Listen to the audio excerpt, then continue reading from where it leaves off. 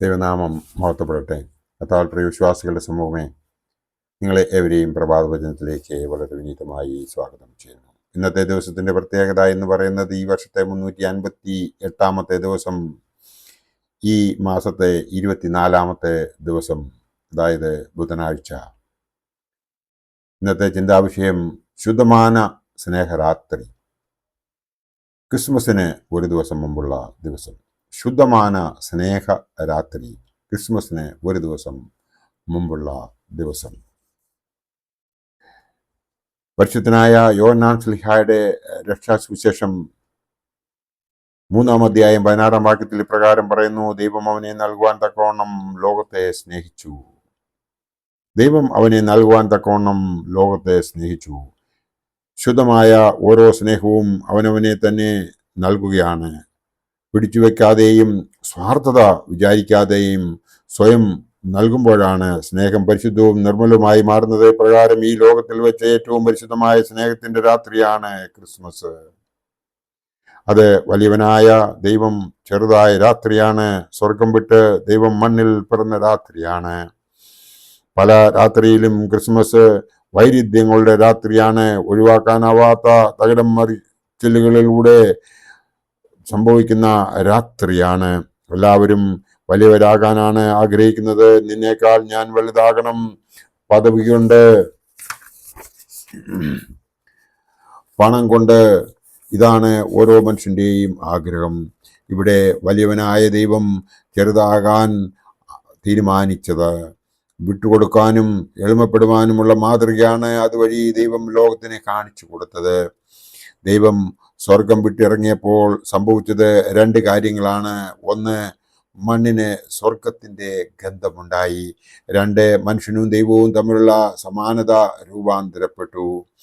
പക്ഷേ സ്വർഗീയ ഔന്നത്യത്തോടു കൂടി തന്നെയാണ് ദൈവം മനുഷ്യനായി പിറന്നത്. ദൈവം ലോകത്തെ സ്നേഹിച്ചു. ബലിയായി തീരാൻ അവൻ സന്നദ്ധനായി. ദൈവത്തിൻ്റെ സ്നേഹത്താൽ ഭൂമി കൂടുതൽ വിശുദ്ധമായി. ദൈവം പ്രവേശിച്ച ഇടമായി ഭൂമി മാറി. ഓ, എന്തൊരു അത്ഭുതമാണ് അത്! ക്രിസ്തുവിൻ്റെ ജനനം ക്രൈസ്തവർക്ക് മാത്രമായിട്ടുള്ളതല്ല, അത് എല്ലാ മനുഷ്യർക്കും വേണ്ടിയുള്ള സദ്വാർത്തയും മഹാസന്തോഷവുമാണ്. സർവ ജനത്തിനും ഉണ്ടാകുവാനുള്ള മഹാസന്തോഷം എന്നാണ് മാലാഖമാർ ആ ദിനത്തെ കുറിച്ച് പ്രഖ്യാപിച്ചതും.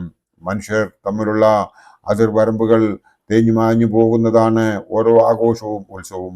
കൂടുതൽ സ്നേഹത്തിലാകുവാനും ശുദ്ധീകരിക്കുവാനും ഇഴയടുപ്പവും സൃഷ്ടിക്കാനുമുള്ള പ്രേരണയും പ്രചോദനവുമാണ് അവയെല്ലാം നമുക്ക് നൽകുന്നത്. ക്രിസ്മസ് നൽകുന്നതും മറ്റൊരു പ്രേരണയല്ല. അത് വീണ്ടെടുപ്പും പ്രത്യാശയും സന്തോഷവും എല്ലാം മനുഷ്യർക്ക് നൽകുന്നു. ദൈവത്തിൻ്റെ രക്ഷാകര പദ്ധതി എല്ലാവർക്കും വേണ്ടിയുള്ളതാണ്. ജാതിയുടെയും മതത്തിൻ്റെയും വർണ്ണത്തിൻ്റെയും വർഗത്തിൻ്റെയും ലിംഗത്തിൻ്റെയും പേരിൽ ദൈവം അതിൽ നിന്ന് ആരെയും മാറ്റി നിർത്തുന്നില്ല. എല്ലാവരെയും തന്നോട് ചേർത്ത് നിർത്തുന്ന പേരുകളും നിർവചനങ്ങളും ഇല്ലാത്തവരെയും എല്ലാം ഒരുപോലെ സ്നേഹിക്കുന്ന ഹൃദയവിശാലതയുടെ പേര് കൂടിയാണ് ക്രിസ്മസ്. ജനനം മുതൽ മരണം വരെ അത് നമുക്ക് അങ്ങനെ തന്നെ ആയിരിക്കുകയും വേണം. നോക്കൂ, കുരിശിലെ കള്ളനെ പോലും ദൈവപുത്രൻ തന്നോട് ചേർത്ത് നിർത്തുകയായിരുന്നു. അമ്മ മറിയയെ അരുമശിഷ്യനായ യോഹന്നാനെ ഏൽപ്പിച്ചതിലും ഈ ചേർത്തുപിടിക്കൽ നമുക്ക് കാണുവാൻ സാധിക്കും. അവിടെ പറയുന്നത് ഇതാ നിന്റെ അമ്മ എന്നാണ്. ഒറ്റപ്പെട്ടു പോകുന്നവരെ ബന്ധങ്ങൾക്കപ്പുറത്തേക്ക് ചേർത്ത് നിർത്തുന്ന ആ ഒരു പ്രവണതയാണ് നമ്മളെ ഓർമ്മപ്പെടുത്തുന്നത്. ഇവിടെ അന്ന് സംഭവിച്ചതാണ് നമ്മെ ഇവിടെ ഇപ്പോൾ ഓർമ്മിപ്പിക്കുന്നത്. ലോകത്തിലുള്ള എല്ലാ അമ്മമാരും, എൻ്റെ അമ്മയും ലോകത്തിലുള്ള എല്ലാ അമ്മമാർക്കും തങ്ങൾ മക്കളുമായി തീരണമെന്ന് പാഠം കൂടി നാം അവിടെ നിന്ന് പഠിക്കുന്നുണ്ട്. ലോകത്തിന് വേണ്ടിയുള്ള ക്രിസ്തുവിൻ്റെ കൗദാശിക സമർപ്പണമായിരുന്നു ക്രിസ്മസ്. അവരിന് വേണ്ടി എളിമപ്പെടുവാനുള്ള, ചെറുതാകുവാനുള്ള ദൈവിക സ്നേഹത്തിൻ്റെ പ്രതികരണമായിരുന്നു അത്. ഇത്ര ചെറുതാകുവാൻ ഞാൻ എത്ര വളരണം എന്ന് ഗാനം നമ്മൾ ഒന്ന് ഓർക്കേണ്ടതുണ്ട്. ഈ അവസരത്തിൽ ഓരോ മനുഷ്യരും സ്വയം ചോദിക്കേണ്ടതാണ് ഈ ചോദ്യം: ചെറുതാകാൻ നമുക്ക് കഴിയുന്നുണ്ടോ? കുടുംബത്തിൽ, സഭയിൽ, സമൂഹത്തിൽ ചെറുതാകാൻ കഴിയുന്നില്ല എങ്കിൽ നമുക്കിനിയും ക്രിസ്തുമസിൻ്റെ അർത്ഥവും ആഴവും മനസ്സിലായിട്ടില്ല എന്നാണ് അർത്ഥം. കാരണം ഇതിലും ചെറുതാകാൻ ദൈവത്തിനാകെയില്ല, എന്നിട്ടും ചെറുതാകാൻ തയ്യാറാകാതെ വലിയവരാകുവാൻ നാം ശ്രമിച്ചു കൊണ്ടിരിക്കുക ആണ് എന്നുള്ളത് നമുക്ക് ഏവർക്കും അറിയാം. ആട്ടിടയന്മാർക്കാണ് മാലാഖമാരുടെ ദിവ്യ വർത്തമാനം ആദ്യം ലഭിച്ചത്. വിണ്ണിൽ നിന്നെത്തിയ മാലാഖമാരെ കാണാനും കേൾക്കാനും അവർക്ക് ഭാഗ്യം ലഭിച്ചു. ദൈവപുത്രന്റെ മനുഷ്യാവതാര വാർത്ത ആദ്യമായി കേൾക്കാൻ അവർക്ക് അസുലഭ ഭാഗ്യമുണ്ടായി. എല്ലാ അർത്ഥത്തിലും അവർ ചെറിയവരായിരുന്നു.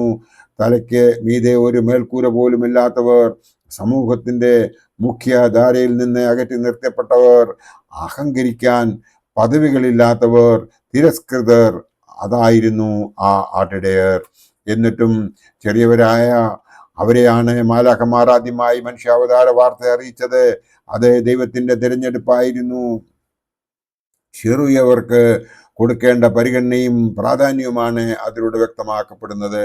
പാർശ്വവൽക്കരിക്കപ്പെട്ടവർ, അഭയാർത്ഥികൾ, പീഡനങ്ങളുടെ ഇരയായ സ്ത്രീകൾ, കുട്ടികൾ, അവഗണന ഏറ്റുവാങ്ങിയിരിക്കുന്ന വൃദ്ധർ, ഇവരെ എല്ലാം ചേർത്ത് നിർത്തുവാൻ നമുക്ക് കടമയുണ്ട്. അവർക്കെല്ലാം സ്വദ്വാർത്ഥയാകുവാൻ നമുക്ക് ഉത്തരവാദിത്വവും വിളിയുമുണ്ട് എന്നുള്ളത് നമ്മൾ മറക്കാതിരിക്കുക. ഇങ്ങനെ പല കാരണങ്ങളാലും ക്രിസ്മസ് ഒരു വെല്ലുവിളി കൂടിയാണ്. നമുക്ക് അഹംബോധത്തെയും സ്വാർത്ഥതയെയും എല്ലാം അത് വെല്ലുവിളിക്കുന്നുണ്ട്. ഉള്ളിൽ കെട്ടിപ്പൊക്കിയിരിക്കുന്ന ബാബേൽ ഗോപുരങ്ങളെ തകർക്കാൻ നമുക്ക് കഴിയുന്നുണ്ടോ? എളിയവരെ സ്നേഹിക്കാൻ, പരിഗണിക്കാൻ കഴിയുന്നുണ്ടോ? ഒറ്റപ്പെട്ടു പോയവരെ നമുക്ക് ചേർത്ത് നിൽക്കുവാൻ സാധിക്കുന്നുണ്ടോ എന്ന് ഈ അവസരത്തിൽ നാം ഒന്ന് ചിന്തിക്കേണ്ടതുണ്ട്. അങ്ങനെയൊക്കെ ചെയ്യുന്നുവെങ്കിൽ മാത്രമേ ഈ ക്രിസ്മസ് നമുക്ക് ധന്യമായി തീരുകയുള്ളൂ എന്ന് ഇവിടെ ഓർത്തിരിക്കേണ്ടതുണ്ട്. ക്രിസ്തുവിൻ്റെ ജനനം തിന്മയുടെ ശക്തികളെ വിരളി പിടിപ്പിച്ചു എന്ന കാര്യം കൂടി ഓർമ്മിപ്പിക്കണം. ഹെരോദാവും സദൂക്യരും പരീശന്മാരും മഹാപുരോഹിതന്മാരും ക്രിസ്തുവിൻ്റെ ജനനത്തിൽ ഭയന്നു പോയിരുന്നു. നന്മയെ തിന്മയെന്നും ഭയക്കുന്നുണ്ട്. അതുകൊണ്ടാണ് ക്രിസ്തുവിനെ ഇല്ലാതാകാൻ ജനനം മുതൽ തന്നെ അവർ ഉപജാപങ്ങൾ ആവിഷ്കരിച്ചത്. ജനനം മുതൽ ക്രിസ്തു നേരിട്ട ഈ വെല്ലുവിളികളിലൂടെ, ഭീഷണികളിലൂടെ പരിസമാപ്തി കുറിക്കപ്പെട്ടത് 33 വർഷങ്ങൾക്ക് ശേഷമായിരുന്നു എന്ന് മാത്രം. നന്മ നിറഞ്ഞ മനസ്സ് സ്വന്തമാക്കുകയാണ് നമുക്ക് വേണ്ടത്. അപ്പോഴാണ് മറ്റൊരാളുടെ ഉയർച്ചയിലും വളർച്ചയിലും സന്തോഷിക്കാൻ നമുക്ക് കഴിയുന്നത്. അത്തരമൊരു സന്തോഷത്തിന്റെ അഭാവമാണ് ഹെരോദാവിനെ ഒരു കൊലപാതകിയാക്കിയത്. നന്മ നിറഞ്ഞ മനസ്സിൽ നിന്ന് മാത്രമേ സ്വർഗീയ സന്തോഷവും സമാധാനവും ലോകത്തിലേക്ക് പ്രസരിക്കുകയുള്ളൂ. ഉള്ളിലെ നന്മകളുടെ പ്രസരണ വേദിയാവണം ഓരോ ക്രിസ്മസും. അതിന് നമുക്ക് സാധിക്കുന്നുണ്ടോ? വൈരുദ്ധ്യമെന്ന് പറയട്ടെ, അടുത്ത കാലത്തായി ക്രിസ്മസ് ആത്മാവില്ലാത്ത, അർത്ഥം നഷ്ടപ്പെട്ട വെറുമൊരു ആഘോഷം മാത്രമായി മാറിയിരിക്കുന്നു. കമ്പോളം കൊഴുക്കുന്ന, വാങ്ങലും വിൽക്കലും മാത്രം സംഭവിക്കുന്ന ഒരു സംസ്കാരത്തിലേക്ക് ക്രിസ്മസിനെയും നാം വലിച്ചു ചേർത്തിരിക്കുന്നു. ആർഭാടവങ്ങൾ ക്രിസ്മസിന്റെ ആത്മാവിനെ ചോർത്തിക്കളയുന്നു. ഡിസംബറിനോട് അനുബന്ധിച്ചിട്ടുള്ള വ്യാപാരങ്ങൾ തന്നെ നോക്കുക. അവിടെ നാം ഒരിക്കലും ക്രിസ്മസിന്റെ യഥാർത്ഥ സത്തയെ അല്ല കണ്ടെത്തുന്നത്. മേനി നടിക്കലും പൊങ്ങച്ചങ്ങളും സ്വാർത്ഥതയും മേൽക്കൈ നേടിയിരിക്കുന്നവയാണ് അവയെല്ലാം. അത്തരം ബാഹ്യ ആചാരങ്ങളിൽ നിന്ന് അകലം പാലിക്കാനും ഉള്ളിലേക്ക് നോക്കാനുമുള്ള അവസരമായി ക്രിസ്മസ് മാറണം.